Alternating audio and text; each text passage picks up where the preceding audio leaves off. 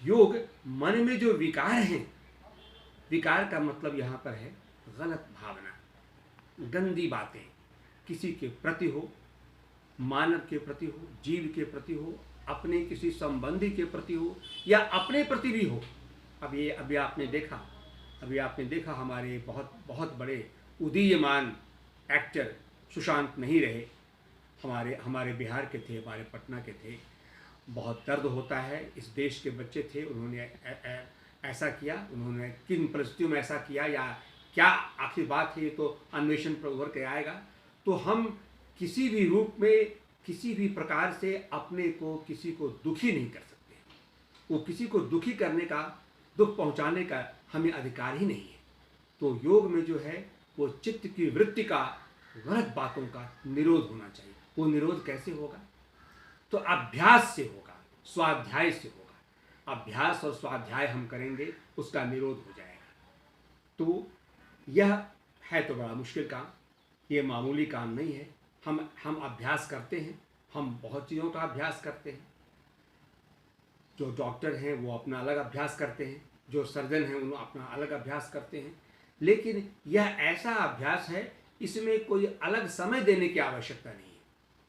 मन को ठान लेना है कि हम गलत काम नहीं करेंगे, और जब गलत काम हम नहीं करेंगे तो फिर समाज में गलतियां नहीं आएंगी, बच्चों को हम अच्छी बातें बताएंगी।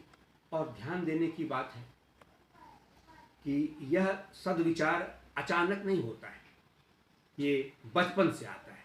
और बचपन से जब बड़े बुजुर्ग, माता पिता, हमारे गुरुजन शिक्षा देते हैं तो कहते हैं कि सद्विचार से अपने को भरो।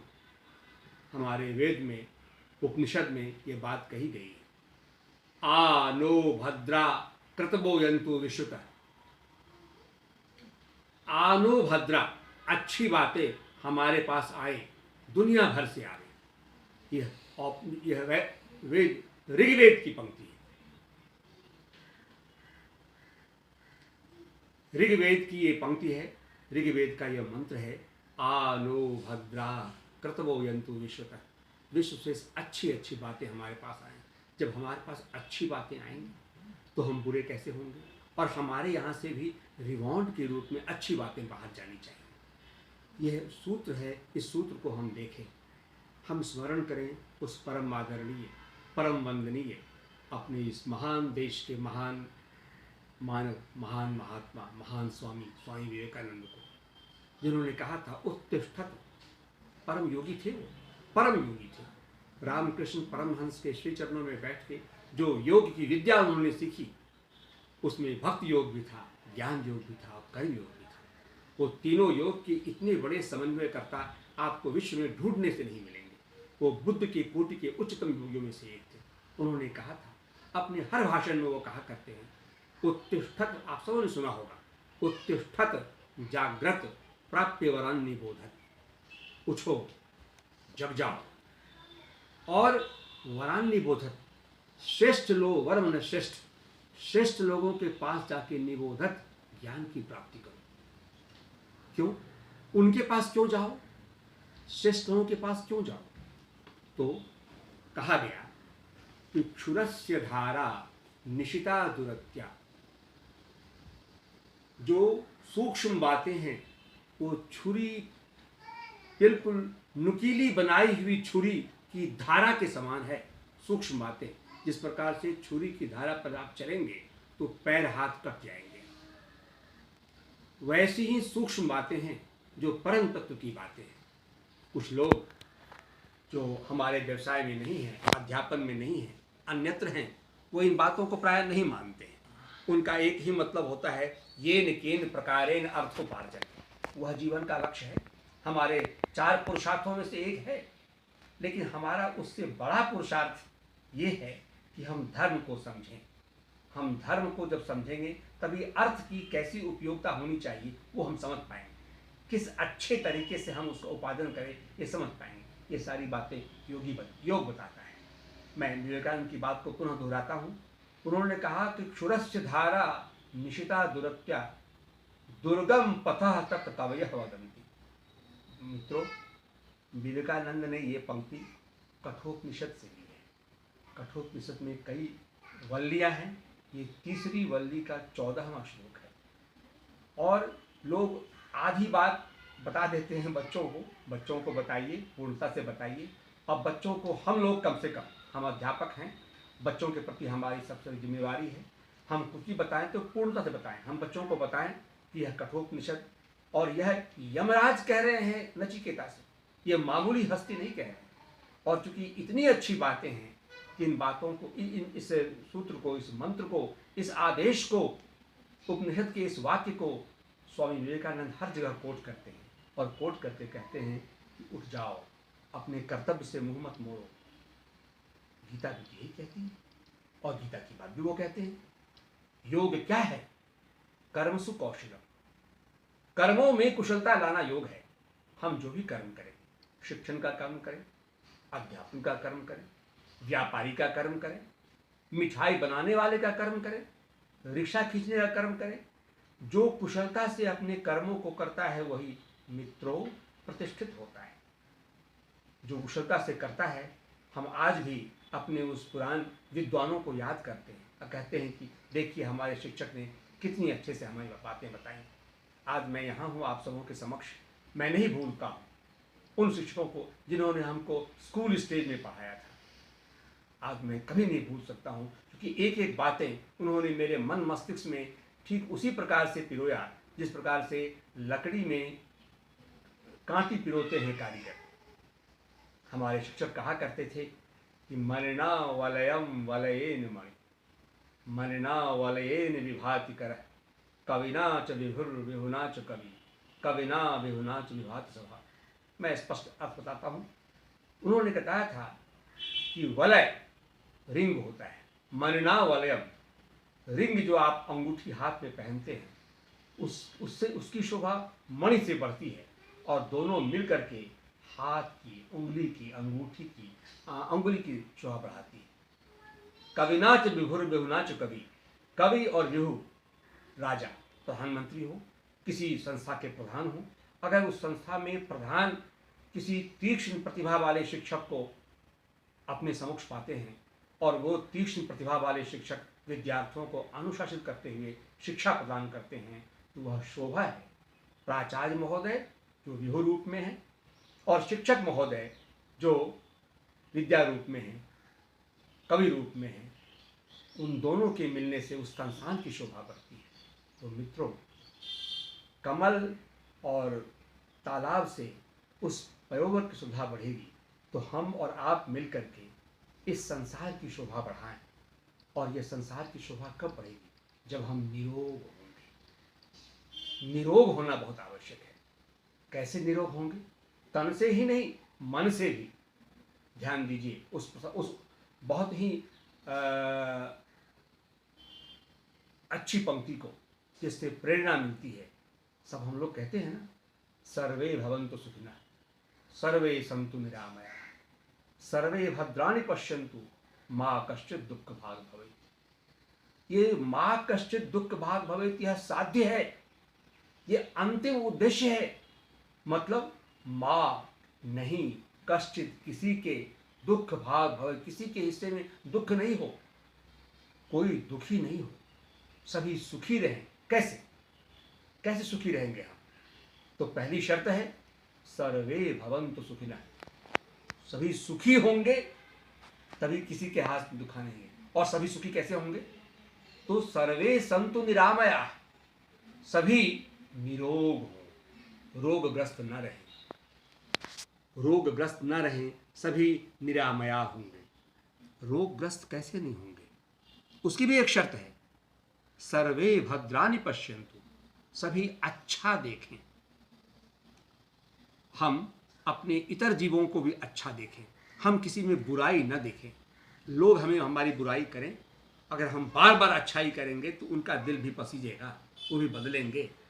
केवल हमारे जो चीन भाई हैं, जो हिंद चीन भाई भाई बनते हैं, उनको छोड़ करके उन्हें हमारी अच्छाई से बहुत अंतर नहीं पड़ने वाला है। लेकिन बाकी जो हमारे देश हैं वो हमारे अच्छाई समझते हैं।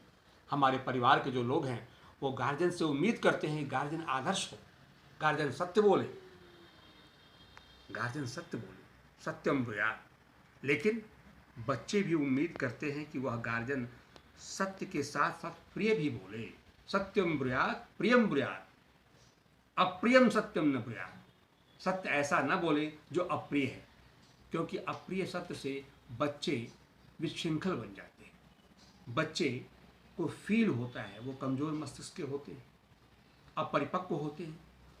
अधिक अनुशासन अगर अप्रिय ढंग से कहा जाएगा तो उन्हें गलत लगेगा।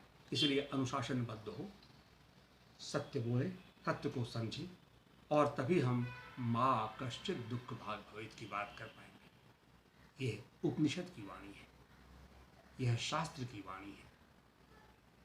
आज हम बहुत नाम लेते हैं, अब तो बंद हो गया। हम नाम लिया करते थे और नाम लेना भी चाहिए। वो सराहना के अधिकारी हैं पश्चिम जगत के बहुत बड़े विद्वान कार्ल मार्क्स, बहुत सराहना के अधिकारी हैं। उन्होंने भी तो यही बात कही थी, उनका भी तो साध्य यही था। उन्होंने भी तो कहा था क्लासलेस सोसाइटी, जहाँ क्लास नहीं होगा, मतलब विरोध नहीं होगा। विरोध कब होता है मित्रों? अभाव जब होता है। हम इनकलाब जिंदाबाद कब कहते हैं? हम किसी भी वर्ग में रहें, श्रमिक वर्ग में रहें, शिक्षक वर्ग में रहें, हमें जब कष्ट होता है तो हम अपनी आवाज़ सहयोगात्मक रूप में और हिंसात्मक रूप में इनकलाब जिंदाबाद करते हैं, क्योंकि हमें हमारा हक नहीं मिलता है। हमें वह नहीं मिलता है जिसे प्लेटो ने रिपब्लिक में जस्टिस कहा था। हमें हमारा ड्यू नहीं मिलता है। जब ड्यू नहीं मिलता है हम अभाव में होते हैं। जब अभाव में होते हैं तो रोष होता है। जब रोष होता है तो क्रांति होती है। इन्हीं बातों को समेटते हुए मार्क्स ने एक मैकेनिज्म तैयार किया था। क्या किया था कि ओवरथ्रो ऑफ द बुर्जुआ रिजीम का खात्मा। और फिर कब क्या होगा? फिर डिक्टेटरशिप ऑफ द प्रोलेटारिएट, और सर्वहारा वर्ग का अधिनायक तंत्र, तानाशाही। और फिर उनकी एक कल्पना थी, उनका अलग विचार था, और तब उन्होंने कहा था क्लासलेस सोसाइटी, जहाँ सब बराबर हो, सब समान हो। वो बहुत सफल नहीं हो पाया। इसके पीछे विद्वान लोग बहुत सारे कारण बताएंगे। मेरी दृष्टि में है कि वो हिंसात्मक आंदोलन था, और हिंसा की अपनी एक प्रक्रिया होता है जिसका हमेशा अच्छा फल नहीं मिलता है। अच्छी बातें थी, थीसिस, एंटीथीसिस, सिंथेसिस, वो भी बात करते हैं सिंथेसिस की। और हमारे उपनिषद में, हमारा उपनिषद तो उनसे कई वर्षों पहले अच्छी बात कह गया। क्या कह गया? माँ कश्चित दुख भाग भवेत्। इसके लिए उन्होंने, आप पूछेंगे, आपको पूछने का अधिकार है। मैं वक्ता हूँ, आप श्रोता हैं, आप मुझसे अधिक तीक्ष्ण प्रतिभा के धनी श्रोता हैं। आप पूछ सकते हैं कि भाई, आप बात करते हैं योग की, आप बात करते हैं भारतीय उपनिषद की, आप बात करते हैं वेद की यूनिवर्सलिटी की, फिर योग में, उपनिषद में उस मैकेनिज्म की बात क्यों नहीं की गई जिसकी बात कार्ल मार्क्स को करनी पड़ी? मित्रों, योग ने मैकेनिज्म की बात की। उन्होंने ऐसे की कि आप आत्मानुशासित हैं, आप रैशनल बीइंग हैं, आपको बताने की जरूरत नहीं है। उस परम शक्ति ने, उस परम पिता परमेश्वर ने आप में बुद्धि दी है। आप सामाजिक प्राणी हैं क्योंकि आप बौद्धिक प्राणी हैं। बौद्धिक प्राणी होने के नाते आप वो करेंगे जिससे बुद्धि का विकास होगा। बुद्धि का विकास होना चाहिए, बौद्धिक प्राणी होना चाहिए। और हमारी सोशलिटी, हमारा सोशलाइजेशन प्रोसेस थोड़ा सा ये जानना आवश्यक। अपने उनके 3 मैक्सिम्स हैं, इसमें मोस्ट इंपॉर्टेंट मैक्सिम है कि never treat humanity as a means, always treat him as an and.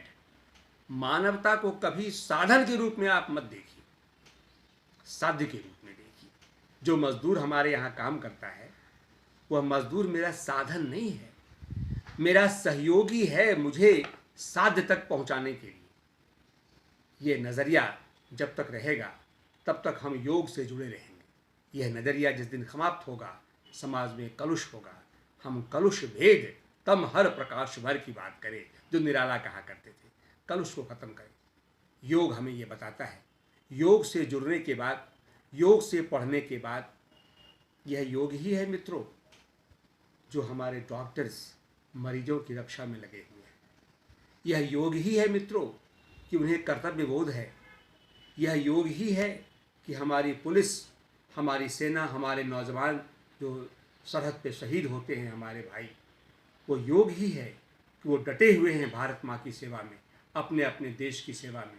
हम यहाँ कुछ कर पा रहे हैं, सोच पा रहे हैं, बोल पा रहे हैं, वेबिनार का आयोजन कर पा रहे हैं। पहले सेमिनार का आयोजन होता था, किसान खेतों में काम करता है, फैक्ट्री में मजदूर काम करता है, प्रोडक्शन होता है, हम लोग उस प्रोडक्शन का लाभ लेते हैं। ये सब संभव है जब हम शांत रहें, सुरक्षित रहें, और यह योग से ही संभव है। योग नहीं है तो ये कुछ भी नहीं हो पाएगा। रुग्णावस्था से घबराने की आवश्यकता नहीं, कोविड-19 से घबराने की आवश्यकता नहीं। जिन्हें हो गया उन्हें भी आप हतोत्साहित मत करें, हम हतोत्साहित नहीं करें, वो ठीक हो जाएंगे।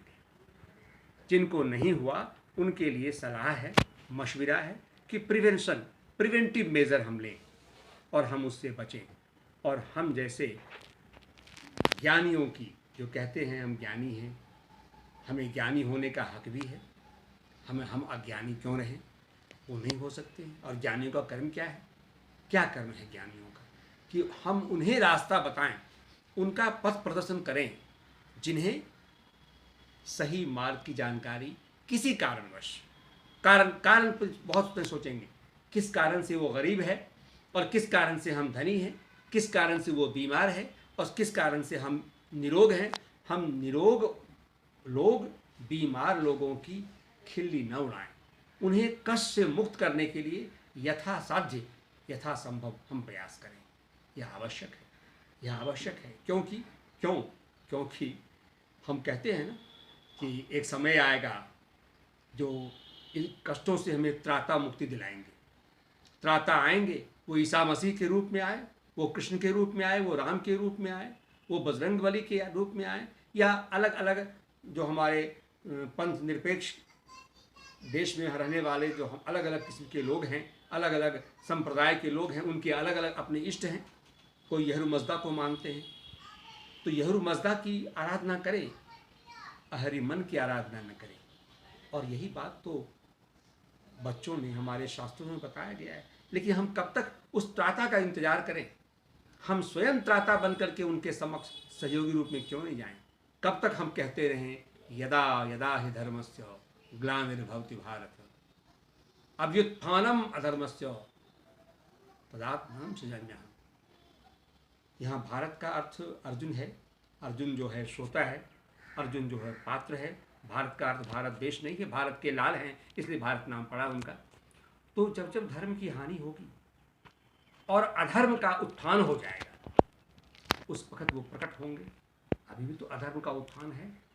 तो हम किसी ईश्वर की का इंतजार न करें, हम स्वयं उस ईश्वर के अंश के रूप में इस कोविड-19 जैसे अधर्मी व्यवस्था और अवस्था को दूर करने के लिए जुट जाएं, तन मन से जुट जाएं।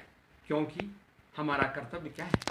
हमारा कर्तव्य जो अगले के श्लोक में कहा गया है, परित्राणाय साधूनां विनाशाय च दुष्कृतां धर्म संस्थापनार्थाय संभवामि युगो युगे।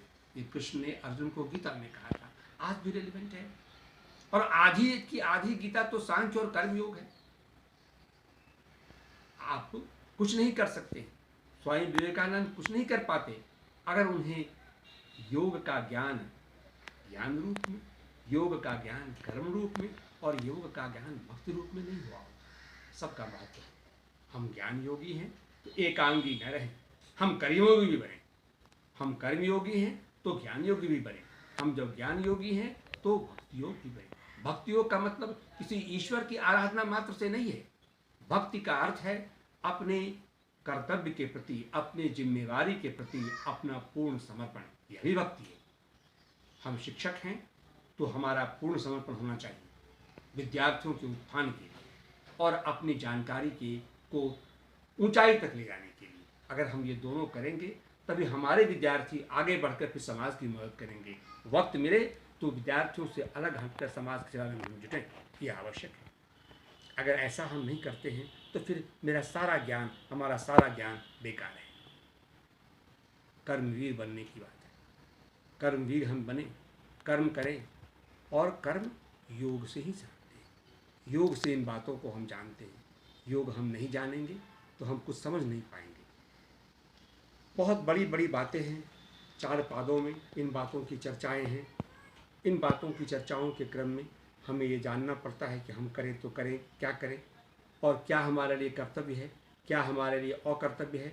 इन बातों को हम जानें, और जानने के क्रम में हम ये भी जानें कि इन पादों में जो बातें बताई गई हैं वह सूक्ष्मतर सूक्ष्म बातें हैं कि नहीं, उन बातों को हम ध्यान दें। अभी हमारे मित्र श्याम रंजन जी ने कहा कि धारणा, ध्यान, यम यम आसन प्राणायाम प्रत्याहार धारणा ध्यान समाधि आवश्यकता है। हम दिक्कत क्या है कि अब हम विवशतापूर्वक समझदारी की कमी के कारण हम बातों को बड़े संकीर्ण अर्थ में समझते हैं। योग को समझते हैं विभिन्न प्रकार के आयाम हैं। अंतर्राष्ट्रीय योग दिवस अभी 21 जून को समाप्त हुआ। तो योग का मतलब होता है कि हम विभिन्न प्रकार के आयाम कर, वह आवश्यक है, शारीरिक स्वस्थता के लिए वो आवश्यक है, लेकिन वह मात्र ही योग नहीं है। योग इससे और अधिक स्थिति है। जब हम एक एक जीव के प्रति सद्भावना रखें, मन के विकार को दूर करें, मन के विकार को दूर करेंगे तभी हम कैवल्य तक जाएंगे। समाधिपाद एक मार्ग है उनके लिए है जो इनलाइटेंड मेंटालिटी के हैं, अपेक्षाकृत विकसित मानसिकता के हैं। साधनपाद उनके लिए है जो अपेक्षाकृत कम जानकार हैं, जो गृहस्थ जीवन बिता रहे हैं, उनके लिए साधनपाद की बात की गई है। फिर विभूतिपाद की, जब इन 2 अवस्थाओं को वो पार करेंगे तो फिर विभूतिपाद में पहुँचेंगे और फिर अंत में कैवल्य की प्राप्ति होगी। थोड़ा सा हम स्मरण करें। अभी हम लोग अपने मुख को, नक को ढक के रखते हैं, क्योंकि कहा जाता है कि जीभ से, ब्लड से, नाक के माध्यम से प्रदूषण संक्रमित हम हो सकते हैं। हम क्यों नहीं सराहें उन जैनियों को जो मुंह पर हमेशा पट्टी बांधे रहते हैं। आज तो लग रहा है ना, आज तो हमें एहसास हो रहा है कि उनकी वो क्रियाशीलता बड़ी ही वैज्ञानिक है। ऐसे भी जब हम बात करते हैं, स्वाभाविक है, बात करते करते ड्रॉपलेट्स मुंह से निकलते हैं, उन्हीं से बचाव के लिए ये प्रावधान किया गया है। हमें अपने को भी शील्ड करना है, और अपने हो सकता है कि हमारी कुछ गलत बातें उन तक पहुंच जाएं, तो अपने को शील्ड करें, फिर हम उनको उस शील्ड से उनको बचाएं और इस कोविड-19 से इस दुनिया को बताने का प्रयास करें। तो अंत में मैं पुनः कहता हूँ कि ये सारी प्रक्रियाएं पूरी हो जाएंगी तो हम उन्नत बनेंगे, हम अच्छे बनेंगे। योगी का केवल यह अर्थ नहीं है कि अपने सारे कर्मों को तिलांजलि दे करके हम घर बैठे आसन करें, प्राणायाम करें, दूसरे से न मिलें, बिल्कुल मिलें। आहार विहार ये ठीक करना पड़ेगा हमें। हम वो खाएं जो पाच्य हो, सुपाच्य हो। वह नहीं खाएं जो केवल टेस्टी होता है, जिससे जीव को आनंद मिलता है। जीव और उदर दोनों में मित्रों विरोध है। जीव हमें टेस्ट करता है कि हम बौद्धिक हैं कि नहीं। हम उदर में जहाँ पहुँच के भोजन शोणित बनेगा, रक्त मज्जा बनेगा, हम क्या ग्रहण कर रहे हैं, तो हम वह चीज़ ग्रहण करें जिससे हमारा शरीर स्वस्थ रहे। जब शरीर स्वस्थ रहेगा तो मन स्वस्थ रहेगा, मस्तिष्क स्वस्थ रहेगा, और जब ये दोनों चीज़ स्वस्थ रहेंगे तो हमारे विचार कुत्सित नहीं होंगे, हमारे विचार सद्विचार होंगे, और विचार जब सद्विचार होंगे तो अपकर्म हम नहीं करेंगे। हम कोशिश तो कर सकते हैं, कोशिश करने में कोई दिक्कत नहीं। इन्हीं विचारों के साथ मैं आप सबों का बहुत बहुत आभारी हूँ कि आपने मुझे सुना। श्रोता बंधुओं, और BMD कॉलेज दयालपुर तो मेरी अपनी कार्यस्थली है, मैंने वहीं से जीवन प्रारंभ किया। आप सबों को बहुत बहुत धन्यवाद। नमस्कार।